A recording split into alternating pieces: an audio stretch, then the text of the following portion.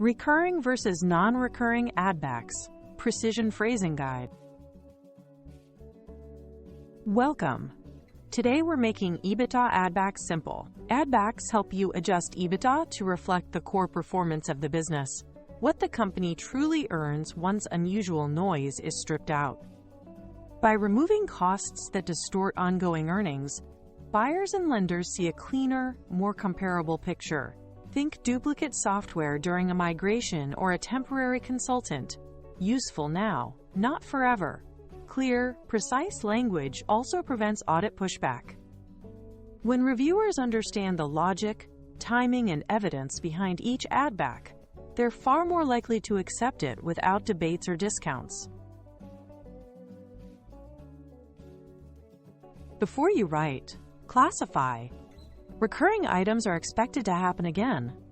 Think ongoing rent savings after a lease renegotiation or permanent vendor price cuts.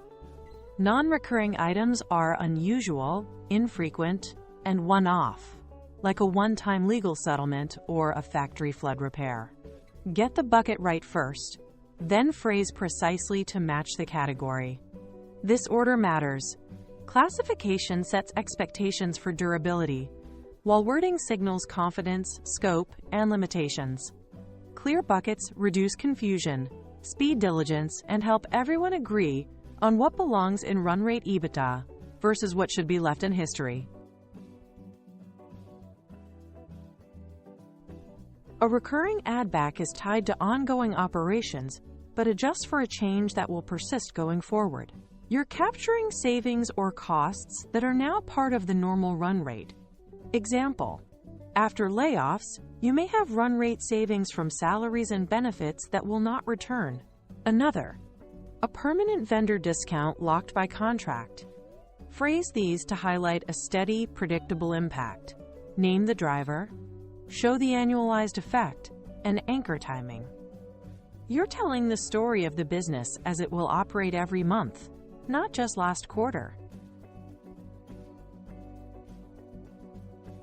A non-recurring add-back covers items that are unusual and not expected to repeat soon. These are shocks or special events outside normal operations. Examples include a legal settlement, emergency disaster repairs, or a unique transaction fee. Your language should emphasize the one-time, extraordinary nature and isolate the event from future performance. Make it clear why it won't recur and provide dates and context. The goal is to remove non-operational noise so EBITDA reflects the company's true earning power in a normal year, not the impact of rare disruptions. Use words that signal durability. Include run rate and add time anchors. Always state the driver, the amount, and sustainability. Example phrasing: $400,000 run rate rent reduction post Q3 driven by signed lease amendment, effective October 1st.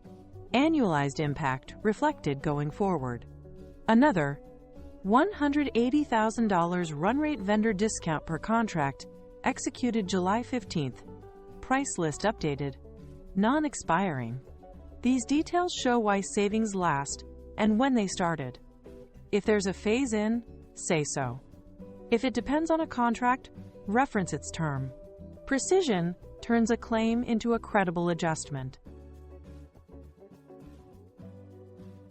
Lead with one time plus the specific cause. Include the date, the triggering event, and a clear, non-repeat statement. Example: one-time $250,000 cyber incident response, May 24. Emergency forensics and restoration.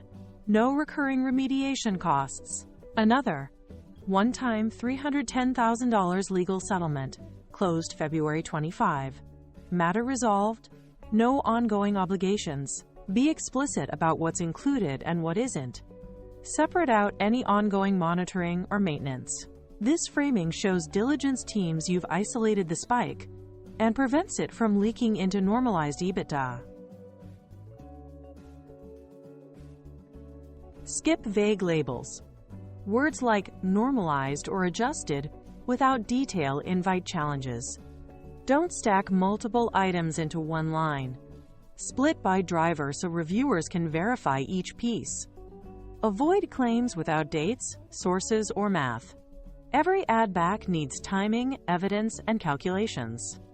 Also avoid double counting, e.g., counting both contractor removal and the same headcount reduction elsewhere. If there's uncertainty, disclose assumptions rather than stretching definitions. Clarity beats ambition. Clean, specific entries survive diligence and keep your negotiated EBITDA intact. Back every add-back with proof. Link to contracts, invoices, board notes, or emails authorizing changes. Show the calculation, baseline spend versus adjusted run rate, with headcount, rates, and timing. Provide end dates or sunset assumptions for items that expire, like temporary rent abatements or promotional pricing. If the impact started mid-quarter, show monthly cadence and annualization logic. Label who verified the numbers, finance, HR, legal, and where the source lives. Good documentation reduces back and forth, builds trust, and keeps your clean EBITDA from being haircut during diligence.